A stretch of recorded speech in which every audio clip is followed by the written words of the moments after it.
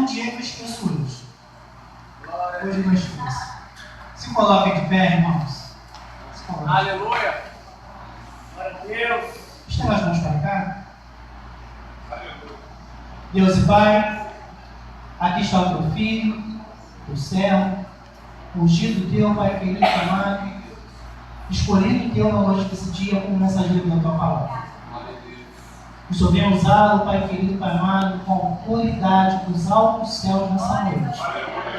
Que ele venha diminuir.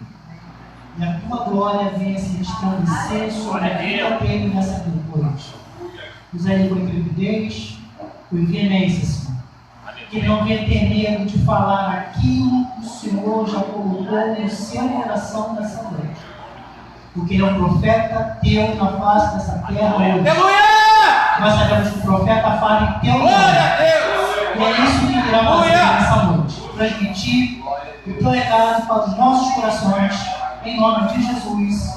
Que todos digam amém! Glória a Deus!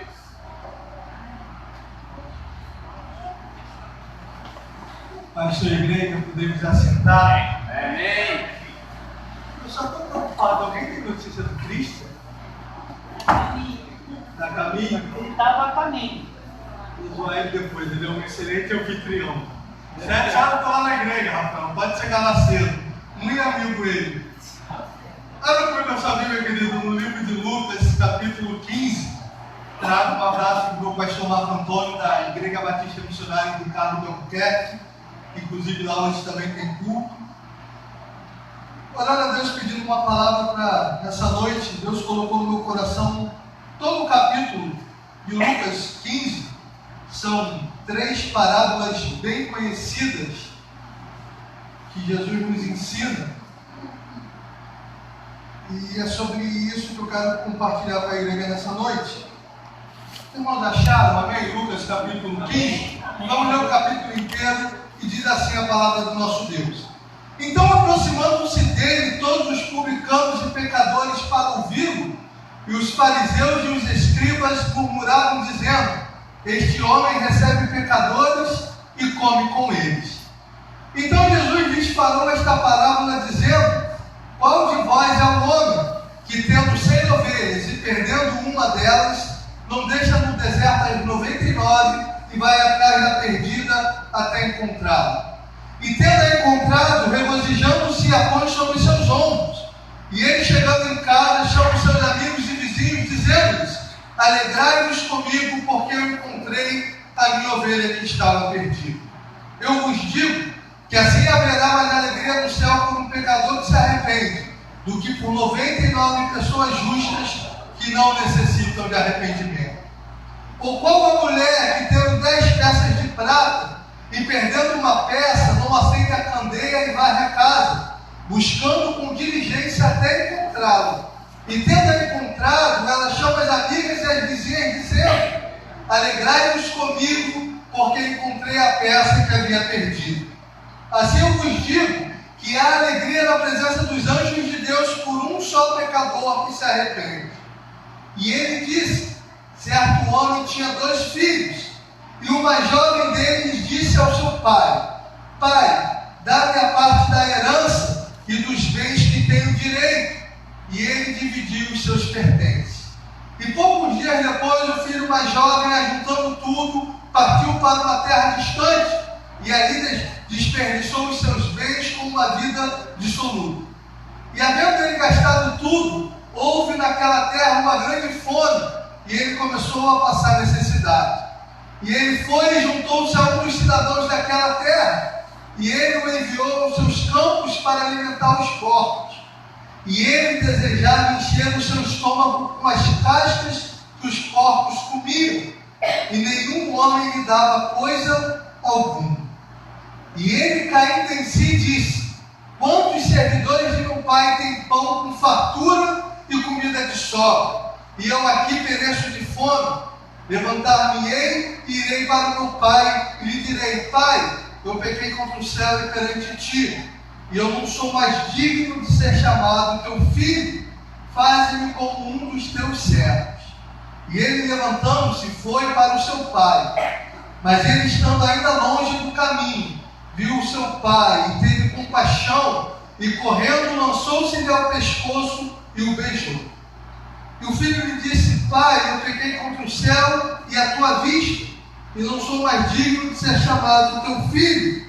Mas o pai disse aos seus servos: Trazei a melhor veste, e vesti, e ponde-lhe um anel em suas mãos, e sandálias nos seus pés.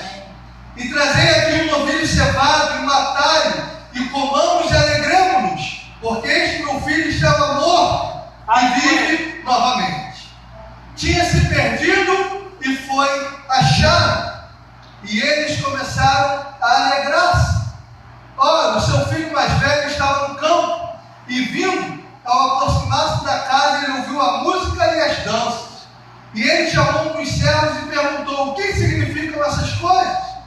E o servo lhe disse: O teu irmão chegou, e o teu pai matou o novilho cevado, porque ele o recebeu são e salvo. E ele se irritou de tal maneira que não queria entrar. Portanto, saindo o pai lhe rogava. E ele respondendo disse ao seu pai: Eis que eu te sirvo há tantos anos, e em nenhum momento eu transgredi um só mandamento teu. Contudo, tu nunca me deste um cabrito para que eu pudesse me alegrar com os meus amigos. Mas vindo este teu filho que desperdiçou os teus bens com as prostitutas, mataste-lhe um novilho cevado. E ele lhe disse: Filho, tu sempre estás comigo, e tudo que eu tenho é teu. Mas era necessário fazer festa e nos alegrarmos, porque este teu irmão estava morto e reviveu. Tinha se perdido e foi achado. Aleluia.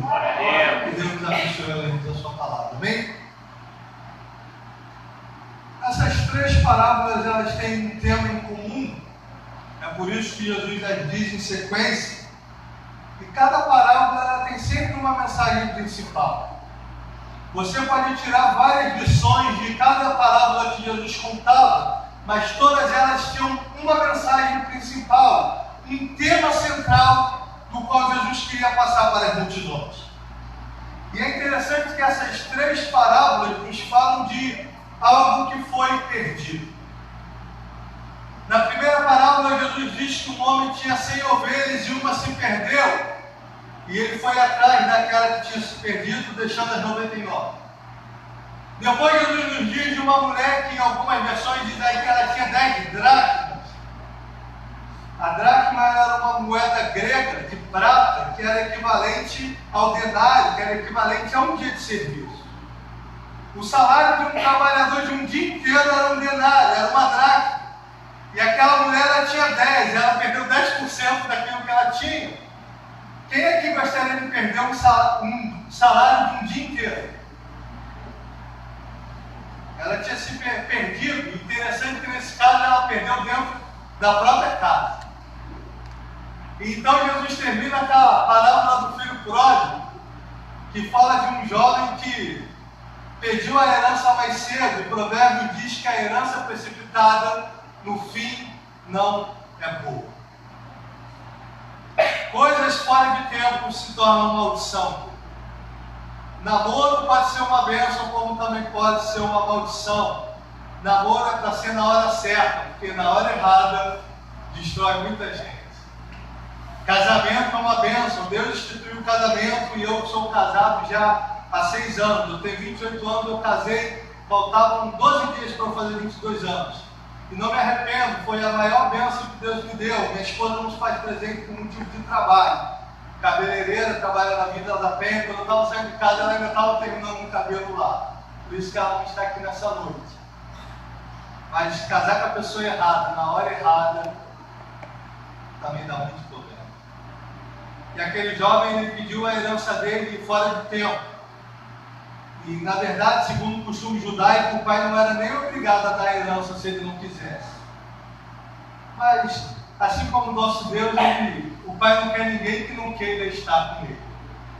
João capítulo 6, depois de fazer um duro discurso, conforme disse os discípulos, Jesus vira para os discípulos e fala: vocês também não querem ir?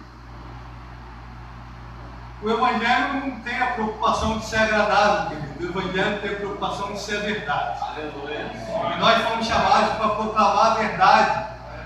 Doa quem doer, queiram as pessoas ouvirem ou não. E Jesus começa esse discurso porque os fariseus, sempre eles, né?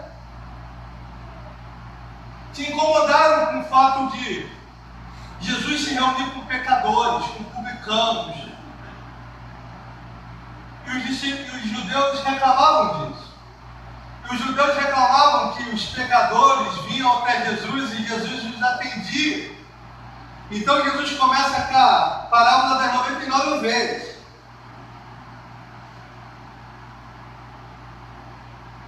Querido, o grande problema dos religiosos não era eles serem religiosos. O grande problema é que eles eram soberbos e que eles achavam que não precisavam de Deus e não precisavam de salvação. Esse era o problema deles com Jesus. As pessoas às vezes distorcem, que Jesus disse que ele veio para os pecadores e não para os sãos. Não é que Jesus veio para os pecadores para chamar os pecadores a continuarem com a vida de pecado. Na verdade, as pessoas têm falado isso nos dias atuais. Não, vem para Jesus, que Jesus chama do jeito que você está e ele vai te deixar do jeito que está. Jesus ama as prostitutas, Jesus ama os drogados e continua do jeito que você está porque Jesus chama dessa maneira. Isso é um grande engano. Porque Jesus veio chamar pecadores sim, mas ao arrependimento. Aleluia. Jesus diz, venham como estão. Mas se você ler a Bíblia que eu leio, você vai ver que ninguém nunca permaneceu do jeito que estava quando teve encontro com Jesus. Jesus entrou na casa de Zaqueu. E a vida de Zaqueu foi mudada naquele mesmo dia. Senhor, metade dos bens eu dou aos pobres. E se eu tenho defraudado alguém, ele defraudava muita gente, porque ele era um publicano. O que eram os publicanos? Eram os cobradores de impostos. Só que o que eles faziam? Eles cobravam a mais do que deviam. E mandavam o que devia para Roma e botavam a outra parte no bolso. E Zaqueu diz, Senhor, eu vou restituir 4 vezes aqueles a quem eu tenho defraudado.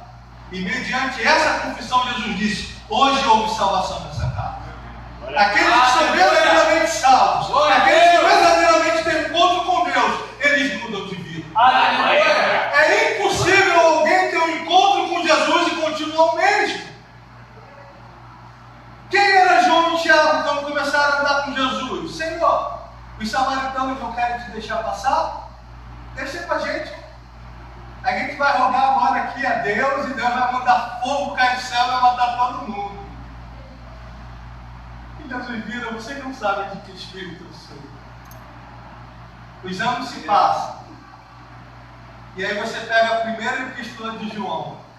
E eu te desafio a contar quantas vezes você vai encontrar a palavra amor na primeira carta de João.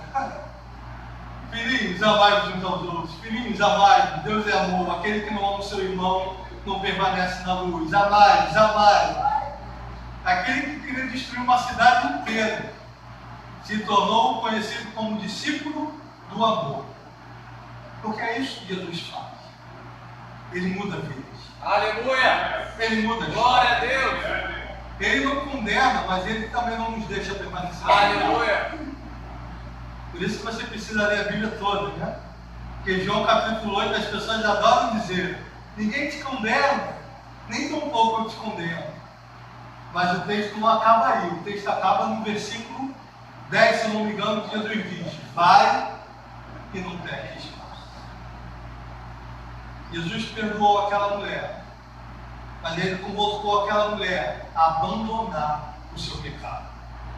Aqueles que querem ter um encontro com Jesus e viver no pecado, das duas umas, ou Jesus vai te mudar, ou então você vai se afastar de Jesus. É impossível continuar as duas coisas. Assim como água e óleo não se misturam, uma vida com Deus e o pecado também não se misturam. Como diz Leonardo Ravenil, ou o pecado te afasta da oração, ou a oração te afasta do pecado. É impossível viver os dois. Depois Jesus fala da parábola da dracma perdida. Onde é que aquela mulher perdeu a dracma, querido?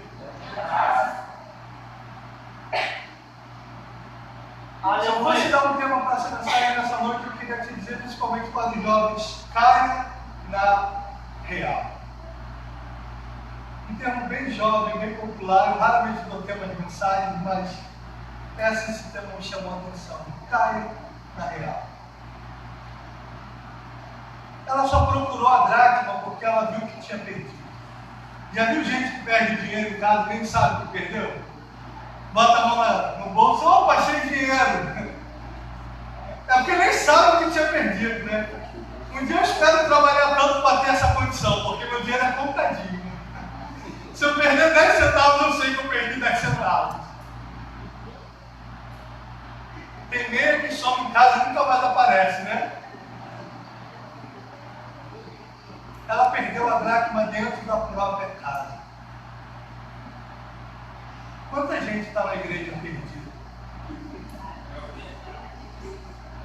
Efésios 5,18, Paulo vai dizer: procurar e compreender qual é a vontade do Senhor para vós. Deus tem um chamado para cada um de nós. Aleluia. Isso não é balela ou da boca para fora. Deus tem um chamado para cada um de nós. É claro que nem todos vão ser pastor, nem todos vão pregar. E quem foi que te disse que esse é o maior chamado que alguém pode ter? O maior chamado que eu e você podemos ter é fazer aquilo que Deus nos chamou para fazer. Aleluia. Certa vez um sapateiro chegou para Martinho Lutero e perguntou: como é que eu posso servir ao Senhor? E Martinho Lutero virou para ele e disse: faça um bom sapato e cobre um preço justo, e assim você vai estar servindo ao Senhor. Deus chamou João Batista para ir para o deserto, comer gafanhoto e mel. João Batista nunca pregou isso para as multidões. João Batista nunca disse: ó, se vocês quiserem ser discípulos, venham para o deserto e comam gafanhoto e mel. Querido, para de achar que todo mundo tem que ter o teu chamado. E para de achar que o teu chamado é o mais importante. Eu acho engraçado que na igreja, quando as pessoas vão dar aviso, o líder de cada departamento acha que o departamento dele é o mais importante, né? Quem é do louvor acha que o louvor é mais importante, quem vem com a oração acha que a oração é mais importante, quem prega acha que a pregação é mais importante. Como isso na verdade é tanta tolice, porque em 1 Coríntios 12, Paulo vai dizer que o corpo é formado de vários membros e que cada membro é importante para Deus. E que aqueles que a gente dá menos valor são os mais importantes. Talvez você nunca parou para agradecer a Deus pelo rim que você tem. Mas você já teve a experiência de conviver com alguém que tem que fazer hemodiálise? É um sofrimento. Dia sim, dia não, a pessoa tem que sair da sua casa, tem que ir, se colocar numa máquina, ficar 12 horas, no sangue dela filtrar. É uma coisa que o teu corpo faz naturalmente. Já viu pessoas que nascem com problemas respiratórios, não podem nem sair de casa, precisam estar ligadas numa máquina? A gente só valoriza quando perde, né? A gente nunca agradece a Deus pela saúde que tem até ficar doente. E ver como é bom ter saúde. Esses 2 últimos dias eu senti horríveis dores de dente. Acho que o meu siso inflamou. Amanhã eu vou no dentista que tem que arrancar esse siso há muito tempo. É horrível. 24 horas de dor. É desesperador. Como é bom estar com saúde. Como é bom ter comida na mesa. Como é bom ter um teto. Como é bom poder sair e chegar vivo em casa. Aleluia! Hoje, infelizmente, o maquinista não teve esse privilégio, né? Jovem, você sabe o que Deus tem para a tua vida? Você, querido, minha querida, você tem convicção daquilo que Deus te chamou para fazer? Ou você está perdido? Você tem sido, desculpa o termo, mas é o termo que Jesus usa, você tem sido um inútil. Lembra da parábola da árvore inútil? Que o seu senhor ia até ela e procurava frutos e não achava, e depois voltava até que ele virou para o servo dele e disse: arranca essa porcaria, porque não dá frutos. E o servo disse: calma, meu senhor, eu vou cuidar dela, eu vou regar, e se ela não der fruto novamente, você vem e arranca. Não é isso que João Batista disse de Jesus, que ele tem a pá na mão, e toda árvore que não dá fruto ele arranca e lança no fogo? João capítulo 15, Jesus disse para os discípulos: para isso eu vos nomeei, para que você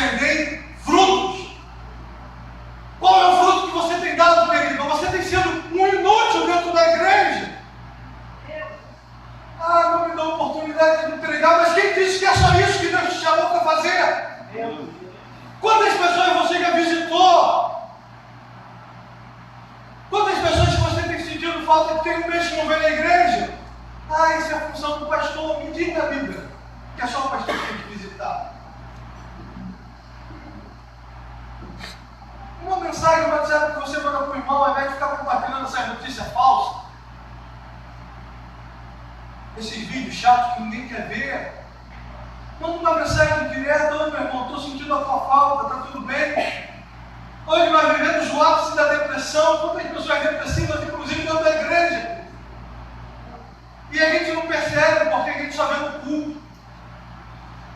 No culto, aquela conversa rápida: oi, tudo bem? Tudo bem. É todo mundo bem. Você só vai saber a dor do teu irmão se você estiver lá na casa dele. É partilhando o pão. É lá que você vai saber como é que está o casamento dele. É lá que você vai saber se os filhos estão com problema. É lá, no dia a dia. E para isso que Deus nos chamou. Para cuidar um dos outros. Aleluia! Para se preocupar uns com os outros. Estamos perdidos, querido, na casa do Pai. Eu confesso que assim, eu tenho um olhar mais crítico das coisas. Eu sou assim desde pequeno. Fui treinado para isso. E desde que Deus me chamou para pregar com 17 anos, meu ministério tem sido quase todo firmado em palavras de exortação e um olhar crítico para a igreja. Eu confesso que eu fico assim, surpreso, ou assim, uma inveja boa daqueles que conseguem ter um olhar positivo para a realidade do meio evangélico no Brasil.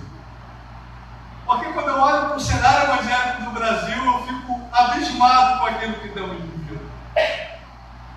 Se você for olhar para a vida da maioria dos nossos cantores cristãos, eles não teriam condições nenhuma de estar nos púlpitos da igreja. Aí está sempre o pastor aí que já está no terceiro, quarto casamento, e ninguém liga para isso. Aí está cheio de músico, de cantor, que sábado está no motel com as mulheres e domingo estão no altar ministrando. E a gente acha isso normal. Página.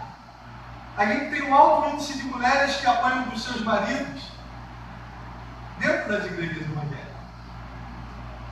Na minha antiga igreja, a gente teve esse problema. O irmão que vivia no monte espiritual, que cantava, que tinha uma voz linda, que tinha visão, revelação, e em casa ele estava dando soco na mulher. E aí a mulher foi procurar a delegacia, foi ver, e ela compartilhou com a gente que o alto índice de mulheres que procuram as delegacias para dar parte dos seus maridos são mulheres de pastores, presbíteros e ministros de louvor. Esse é o cenário da igreja evangélica brasileira. E a gente acha que está tudo bem. Às vezes, eu fico abismado com as coisas que eu tenho que ler no Facebook. Eu sou muito chegado na rede social, eu tenho tudo, eu gosto. Até porque eu acho que a rede social expõe a verdade mesmo. O problema não é a rede social, o problema são as pessoas. E assim, vira e mexe, a minha esposa chega, a gente tem muita liberdade, ela fala: amor, quem é esse aqui? Quem é essa pessoa aqui? Eu vou ver e falo: caramba, fulano é da igreja. Eu conheci em tal lugar que eu fui pregar. Tem meninas que você é obrigado a excluir da tua rede social, porque só postam fotos seminuas na rede social. Isso quando não postam com um versículo bíblico, né? O Senhor, meu pastor, nada me faltará, menina dos olhos de Deus.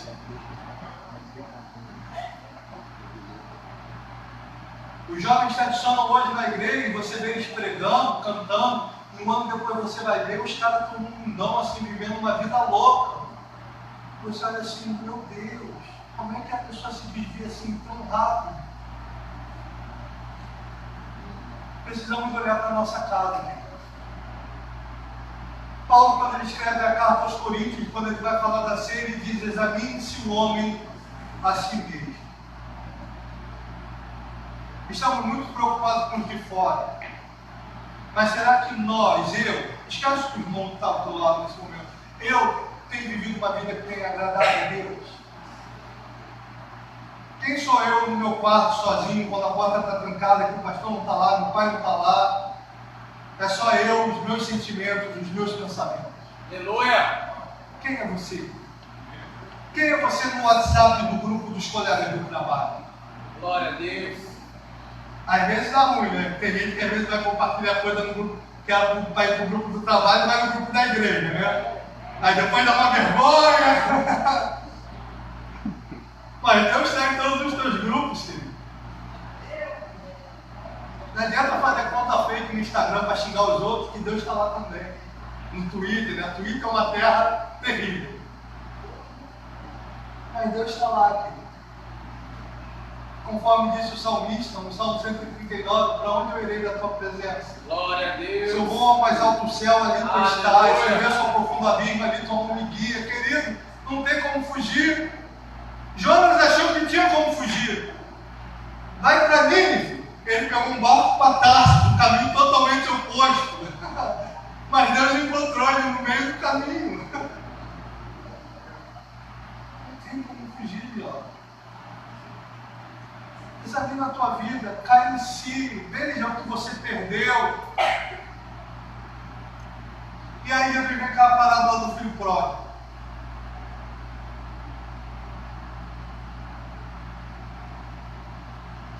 O jovem pega o dinheiro que era dele por herança, mas fora do tempo.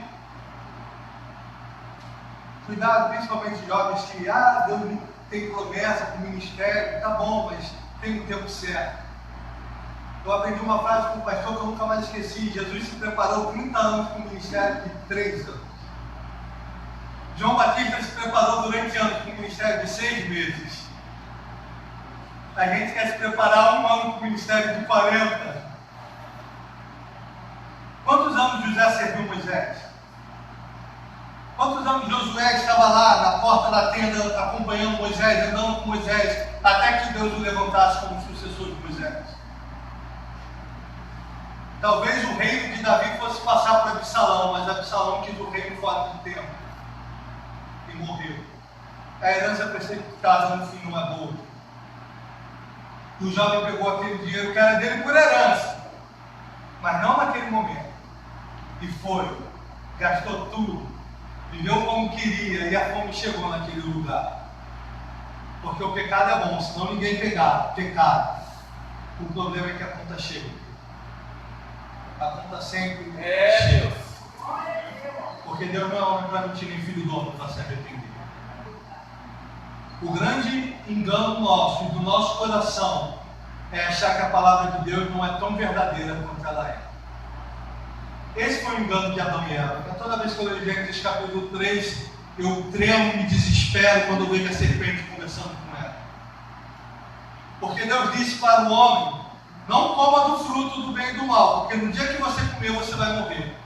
E a serpente chegou para ela e disse: não, pode comer que você não vai morrer. E ela achou que poderia comer e que não ia morrer. E ela comeu. E ela e Adão morreram. Primeiro morreram espiritualmente, lembra? Que após isso Deus veio como ele sempre fazia. E o que Adão fez quando ouviu a voz de Deus? Mas por que se ele falava com Deus todo dia? É porque o que Deus disse para o profeta Isaías já aconteceu ali, né? Os meus ouvidos não estão surdos para não vos ouvir, nem a minha mão recolhida para não vos salvar.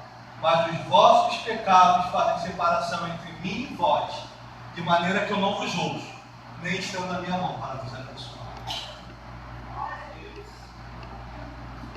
Davi pagou o preço pelo seu pecado com Batseba e foi muito alto. Foi no mesmo dia, passou dias, passou semanas, passou meses, mas a Bíblia diz que Deus viu aqui Jesus e continuou andando com Jesus. Durante muitas décadas, Saul reinou, mesmo sem a presença de Deus. Mas o problema é que o fim de todos esses homens foi trágico, porque a conta do pecado chega. Talvez você se ache super esperto, porque você peca e ninguém na tua igreja sabe. Porque você é malandro, porque você é carioca, você é esperto, porque você dá dó e não dá. Porque você sabe fazer escondido. Mas a Bíblia diz que os olhos do Senhor são como chama. Aleluia! Glória a Deus! E todas as coisas estão nuas perante os olhos daquele a quem haveremos de prestar. Aleluia. Possa ser que ninguém saiba, mas Deus sabe. E um dia Ele vai te chamar quanto a isso. Durante muito tempo aquele jovem viveu bem, gastando a herança do pai, dando festas, mas a fome chegou naquele lugar. E o texto diz que um dos cidadãos daquele lugar mandou ele trabalhar para cuidar dos porcos. E a fome era tanta que ele queria comer aquilo que os porcos comiam, e nem isso lhes dava.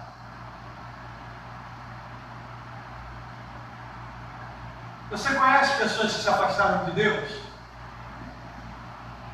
Você conhece alguma que melhorou de vida depois que se afastou de Deus? Alguém que você encontrou 2 anos depois de desviado e disse: nossa, como você está melhor? Como te fez bem sair da presença de Deus? Eu não conheço. Mas a gente sempre acha que a gente vai ser o primeiro a se dar bem longe do Pai, né? E veio a fome, e veio o sofrimento. Mas eu quero destacar para você o versículo 17. E ele, caindo em si, disse: quantos servidores de meu pai têm pão suficiente de sobra, e eu aqui pereço de fome? Levantar-me-ei e irei para o meu pai, e lhe direi: pai, eu pequei contra o céu e perante ti, e não sou mais digno de ser chamado teu filho. Fale-me como um dos teus servos. Aleluia. O fator fundamental para aquele jovem mudar de vida: ele caiu em si.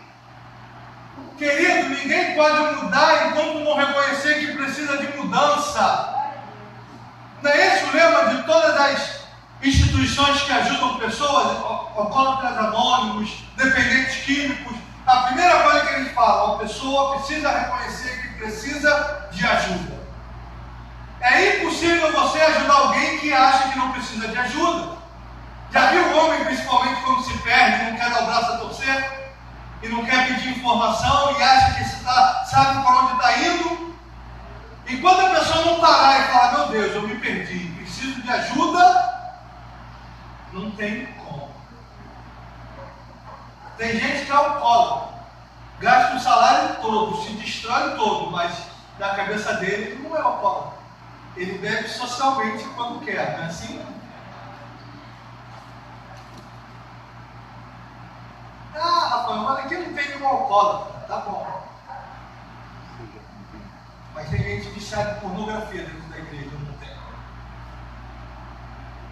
E às vezes isso é um tabu, porque a gente acha que alguns pecados são piores do que o outro, quando na verdade todos são pecados. E todos Deus quer nos ajudar e nos libertar e nos salvar. Aleluia. Glória a Deus. Não julgue o teu irmão por ter um pecado diferente do teu.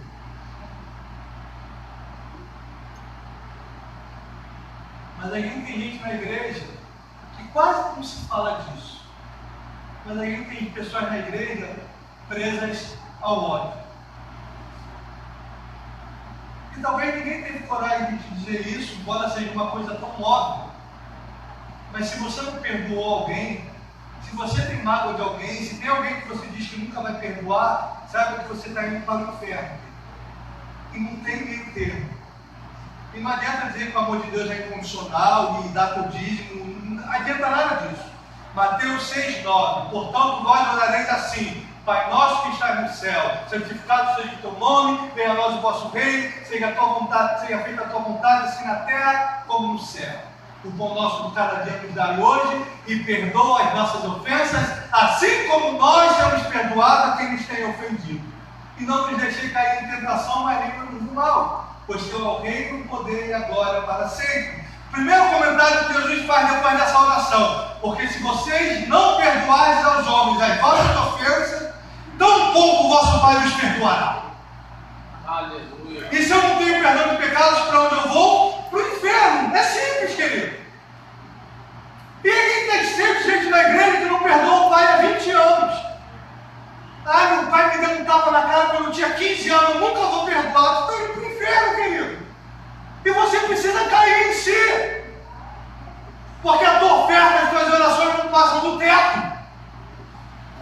Porque Deus não negocia os teus valores. valores. Não é esse o ensino da parábola do credor incompassível? Lembram? O homem tinha uma dívida absurda com o rei e o rei perdoou.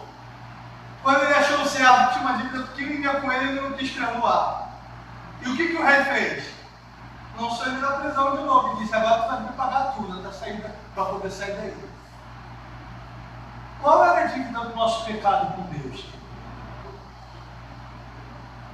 A não ser que você não conheça a Bíblia e você creia que a salvação é pelas obras. Se você crê na salvação pelas obras, tu está indo para o inferno também, mas aí é outra história. Efésios 2,8, porque pela graça sois salvos. Isso não vem de vós, é dom de Deus. Aleluia. Não vem de obras, para que ninguém se glorie. Paulo vai dizer aos Gálatas, porque sabemos que por obras da lei, ninguém pode ser salvo. E Deus nos perdoou. Quem é você para dizer que alguém não merece o perdão? Tem gente escravo de óleo dentro da igreja. Crente que não vai em lugar se fulano não estiver lá, eu não vou. E eu acho mais engraçado é quando os dois são crentes. Eu quero saber como é que vai ser no céu. Se ele realmente acha que no céu Deus vai montar um esquema de segurança. Gabriel, não deixa fulano se encontrar, senão vai ter barraca aqui no céu. E quando isso parte dos dois, eu sempre gosto de falar, irmãos, vocês não podem viver assim, vocês vão passar a eternidade juntos. No inferno, mas vão passar a eternidade juntos. Porque não tem como, querido. Tem crente escravo da mentira, mentiroso compulsivo, que está dentro da igreja e acha que os outros precisam de salvação. É aquela ilustração que eu cresci ouvindo, que eu gosto muito. Né? Toda vez que o pastor pregava, acabava o culto, o irmão chegava, apertava a mão do pastor, que palavra. Eles precisavam ouvir isso. Todo culto. O pastor entregado daquilo, um dia eu marcou um culto na igreja e só avisou o irmão, sexta-feira vai ter um culto aqui especial na igreja, eu conto com você. Não avisou mais ninguém. Orou, jejuou, chegou na igreja e passou o pastor, irmão. O pastor começou a pregar e desce o cajado, texto daqui, texto de lá. De repente desce uma lágrima no rosto do irmão. E o pastor disse, hoje Deus quebrantou esse coração. Acabou o culto, o pastor foi falar para o irmão virou para o pastor, que mensagem, pastor? Ah, se eles estivessem aqui para ouvir isso, pastor. Tem gente que é sempre assim na igreja, né? Eu amo mensagem de casal. Mensagem para casal é maravilhoso, né? Porque quando o pregador fala da parte da mulher, o homem catuca a esposa. Aí quando o pastor começa a falar da parte do homem, a mulher catuca o marido. Ninguém quer pegar a palavra para si. Cai em si, querido. Talvez você está tantos anos na igreja, mas você não tem desfrutado de tudo aquilo que Deus tem para você. E eu termino com o filho pródigo que ficou. Porque pródigo significa esbanjador, desperdiçador. E Jesus nunca disse que essa história só tem um filho pródigo. O filho mais velho chega em casa, vê a festa e se recusa a entrar. E quando o pai sai, ele diz, pai, há tantos anos eu trabalho. Algumas versões vai dizer, há tantos anos eu te sirvo como escravo, sem nunca te desobedecer. E você nunca me deu um ouvido para fazer uma festa com os meus amigos. E a resposta do pai para aquele jovem é de partir o nosso coração, porque o pai vira para o jovem e diz, meu filho, tudo que é meu é teu. Em outras palavras, o pai está dizendo, meu filho, está tudo aí, por que você não fez? Por que você não usou? Por que você não quis? É tudo nosso, é teu. Será que temos desfrutado de tudo aquilo que Deus tem para nós?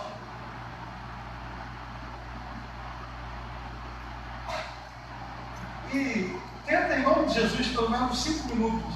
Esquece bem o material, amém? Eu estou cansado de ouvir sobre bênção material. Eu tenho até aversão, eu tenho alergia à teologia da prosperidade, por um problema. Eu creio que Deus abençoa e prospera os seus filhos. É óbvio, eu conheço a Bíblia. Mas eu também conheço a Bíblia e sei que isso nunca foi a principal e maior promessa do Evangelho. Quando eu falo de desfrutar tudo aquilo que Deus tem para você, eu nunca vi na Bíblia dizendo que todos serão ricos. Mas eu vejo na Bíblia que todos têm direito à paz que excede todo o entendimento. E eu te pergunto, se você é um cristão, onde é que está essa paz? Porque ou a Bíblia é mentirosa ou o problema está em nós. Eu acho que o problema não é a primeira parte, então eu acho que o problema está em mim, porque Jesus disse: deixe-vos a paz, a minha paz vos dou, não vos la dou como o mundo a dá. Crentes atribulados. Crentes que você não consegue tomar um café da manhã em paz. Porque o cara só tem derrota, o cara só tem medo, o cara só. Você sai depressivo de alguns encontros. E eu não estou falando de uma fase que todos podem passar pelo deserto, amém? Eu estou falando de um estilo de vida. 10 anos na igreja. Eu, quando vejo crente falando, a gente sai de casa sem saber se volta, eu falo: meu Deus! Que Deus é esse que você serve, querido? Em paz sairei, em paz voltarei. Ele está na Bíblia, meu irmão. Eu não sei que Deus queira me chamar, e se Ele quiser me chamar, amém. Onde é que está a alegria? A alegria não é um fruto do Espírito? Está lá em Gálatas. Eu nunca vi a Bíblia falar que a alegria é um dom para alguns. Alguns terão o dom da alegria. Não, a alegria é um fruto que todo cristão deve ter. Mas, irmão, eu estou passando por um momento de tribulação, de 1 Pedro, tendo uma alegria invisível e cheia de glória, ainda que conquistados por muitas tribulações. Porque a alegria da salvação, que é uma alegria que a igreja evangélica brasileira perdeu há muito tempo, a alegria de saber que eu sou salvo, a alegria de que eu sou filho de Deus, essa alegria é maior do que qualquer problema que eu possa enfrentar nessa vida. Onde está a alegria? Onde está a paz? Onde está o domínio próprio, querido? O provérbio vai dizer que aquele que domina a si mesmo é melhor do que o que domina uma cidade. Quantos crentes se destruíram por falta de domínio próprio? Quantos casamentos acabados por falta de domínio próprio? A gente fala do mundo, mas cadê o domínio próprio em nós? Quantas pessoas que sofrem as consequências hoje por causa de um momento que elas não conseguiram se controlar? Eu, por causa do meu trabalho, eu sou obrigado a ouvir muitas músicas seculares. E geralmente eu sou daqueles dois gêneros maravilhosos, que é o pagode e o sertanejo universitário, né? São umas letras assim de alta qualidade, tremenda. Mas eu gosto muito de analisar porque o mundo mostra aquilo que ele pensa. Eu acho interessante que a gente tem dois tipos de música. A música do cara que se gaba de ter traído e a música da pessoa que sofre com a traição. E geralmente o mesmo cantor ele canta as duas músicas. Eu acho isso maravilhoso. E eu gosto de analisar isso porque muitas músicas ali são autorais daquilo que o cara viveu. E a gente tem um cantor famoso, o tal de Dilcinho, que ele tem uma primeira música que ele fez falando sobre traição. O nome da música é Refém. Ele se gaba de que ele está casado, mas conheceu a menina, e ele solta a seguinte pérola: se existe sentimento, não é adultério. É isso que o mundo tenta passar. Se você ama outra pessoa, a pessoa te ama, então tudo vale pelo amor. Há pouco tempo ele lançou uma música chamada Péssimo Negócio Coração. Que ele vai falar sobre isso. Que ele jogou o amor da vida dele fora por um momento e agora sofre arrependido que o coração dele fez um péssimo negócio. E eu olho e falo: precisam quebrar a cara para aprender. A Bíblia já avisa a gente há muito tempo. Quantas pessoas que destruíram o casamento por causa de um momento, de uma noite, e até hoje choram e sofrem com a consequência dos seus pecados? Quantas famílias destruídas por causa de uma palavra que não deveria ter sido dita? Ah, mas eu sou pavio curto. Jesus liberta do pavio curto também, querido. Jesus não liberta só das drogas e da bebida, não. Ter um encontro com Jesus não é só eu cheguei aqui, eu era um pobre miserável, agora eu sou empresário, tenho 3 carros na garagem. Não é só isso que Jesus faz, não, querido. Jesus dá alegria. Aleluia. Jesus dá paz. Glória a Deus. Jesus nos dá o poder de perdoar aqueles que a gente achou que nunca ia perdoar. Verdade. Porque essa é a glória do Evangelho. É nisso que Deus é glorificado. Dá domínio próprio. O cara era um galinha, não podia ver um rabo de saia, ele se converte, a vida dele muda. Porque é isso que Jesus faz. Bem, esse é o Jesus da Bíblia. O Jesus que os homens têm inventado aí, meu amigo. Cada um dá na conta de si a Deus. Cai em si, querido. Talvez você precise de libertação em alguma área da sua vida. E você está só adiando. Já viu aquele adolescente que se apaixona por alguém e todo mundo percebe que ele está apaixonado, menos ele? Ele diz, não, todo mundo vê, menos ele. Até que um dia ele precisa cair em si. Ainda mais quando se apaixona por alguém que não deveria se apaixonar, né? Aí é muita oração. E ora mesmo. E olha, Deus é poderoso para limpar o nosso coração de todo sentimento que seja. A gente não escolhe sentir, mas a gente escolhe o que a gente faz com o sentimento. José, eu sempre tenho na minha mente que José saiu correndo porque aquilo mexia com ele. Nenhum homem sai correndo nu se não tiver desesperado. Até porque eu sempre gosto de brincar que eu nunca vi um homem rico com mulher feia, né? E Potifar era um cara muito rico. José não podia andar no seu sentimento, mas José podia correr. E Paulo disse a Timóteo, Timóteo, foge das paixões da tua mocidade. Tem momentos que só nos resta fugir, querido. Fugir e clamar. Tem certos gigantes que a melhor coisa que a gente faz é correr. Porque enganoso é o coração do homem, mais de todas as coisas, e perverso. Quem conhecerá? O convite para você nessa noite é que você caia em si. E que você viva tudo aquilo que Deus tem para a tua vida. Eu acho, sinceramente, que nós estamos vivendo muito aquém daquilo que Deus tem para nós. Estamos tão preocupados com as coisas desse mundo, tão preocupados em ganhar dinheiro, em estudar, em namorar, noivar, casar, que temos dedicado muito pouco tempo a Deus. Muito pouco tempo a entender a vontade de Deus. Muito pouco tempo em servir a Deus. Talvez tenhamos perdido a dracma dentro da nossa casa. Talvez estamos vivendo aquilo que não éramos para viver. Tenho certeza que o projeto do pai, do filho pródigo, do mais novo, nunca foi que ele passasse fome. Nunca foi para que ele fosse para longe de casa. Mas ele decidiu ir. Talvez você tenha decidido se afastar de Deus. Talvez você esteja distante de Deus, mesmo estando na igreja todo domingo. O que a gente tem de gente que está distante de Deus todo culto. Quer ver uma forma que a gente pega muito isso?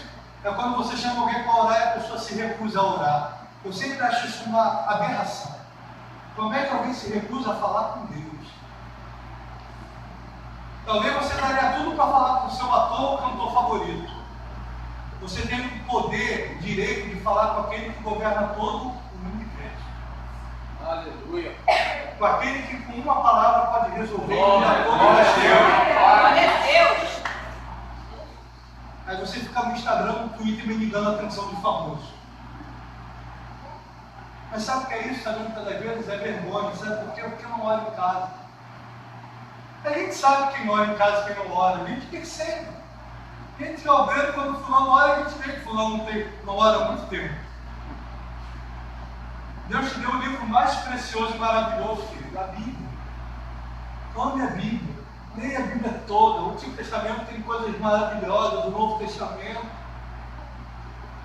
Você fica uma hora na rede social lendo um monte de porcaria e diz que não tem tempo para ler a Bíblia. Vive angustiado. Vive incrédulo. Temos crentes como Tomé, incrédulo dentro da igreja. Temos crentes que não conseguem amar. Tem crentes que não conseguem amar dentro da própria casa. Lá na igreja tem um momento da comunhão. Cantam um hino, todo mundo sai do seu lugar para se abraçar. Tem igreja que se você fizer isso, vai ter irmão que vai desviar o trajeto do outro irmão. Falando alguma mentira, irmãos? Tem irmão que já senta longe para o pastor falar, vira para o irmão que está do teu lado e ele não olhar para a cara da pessoa.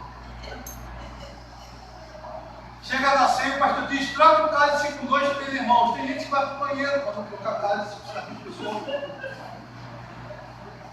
E aí acha que é o vizinho que vai para o inferno. Aí acha que é o vizinho que precisa de Jesus. Mas você também precisa de Jesus, querido. Glória a Deus. Eu preciso de Jesus. Nós precisamos de Jesus todos os dias. Nós continuamos sendo falhos, miseráveis, pecadores, carentes da graça de Deus. E a maior prova disso é que o profeta diz que as misericórdias do Senhor são a causa de não sermos consumidos. Ele para aí que ele completa. E elas se renovam a cada manhã. Graças a Deus que elas se renovam a cada manhã. Nós precisamos que elas se renovem a cada manhã. Volta para o Pai, querido. Volta para o Pai. Não estou falando que você está indo para o inferno, não. Talvez você já esteja na casa do Pai como filho mais velho. Mas quanta coisa Deus tem para te dar e você ainda não pôde receber. Termino com essa frase do pastor Leonardo Rabenu, já falecido, que eu gosto muito. Autor do livro Porque Tardo pelo Avivamento, que é um livraço. E tem muitas pregações dele na internet. Ele fala uma coisa que eu acho maravilhosa que ele diz. Jesus, no final do seu ministério, lá em João 14, 15, 16, ele vira para os discípulos e diz: muita coisa eu tenho para falar para vocês, mas vocês ainda não podem suportar. E ele fala: eu não quero ter que ouvir isso de Deus naquele momento. Quantas coisas talvez Deus tenha para a minha vida e para a tua vida, e Ele ainda não pôde dar, porque nós ainda não estamos prontos. Deus tem grandes coisas para fazer através do teu ministério, mas se Ele fizer hoje, você vai ficar soberbo. Você vai se engrandecer, você vai começar a querer pisar nos outros, você vai começar a querer se achar melhor que os outros. Você tem orado tanto pedindo a Deus uma casa, um carro.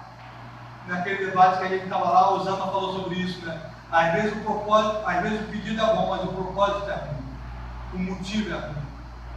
Você pede tanto a Deus um carro, e aí como não pode faltar o Cristo que já me conhece, você pede tanto a Deus um carro, para quando você tem um carro, você passar pelos irmãos e botar sabor de mel para tocar e dar cara a Cristo.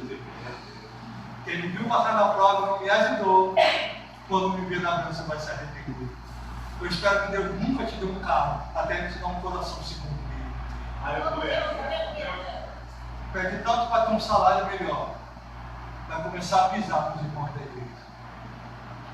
Aí faz aquele almoço de confraternização na igreja, o cara tem uma condição melhor, ele traz uma Coca-Cola, traz 1 quilo de picanha e fica desprezando aquele irmão que traz o dólar, que traz o 1 quilo de linguiça. Que Deus te converta primeiro. Porque senão Ele vai te dar um carro, e é bem capaz de você ir para o inferno com o carro. A gente precisa cair em si, porque Deus tem grandes coisas para fazer através de nós. Eu acho que em uma geração viu tanto dos sinais da volta de Jesus como nós temos visto, que nós precisamos nos despertar para Ele.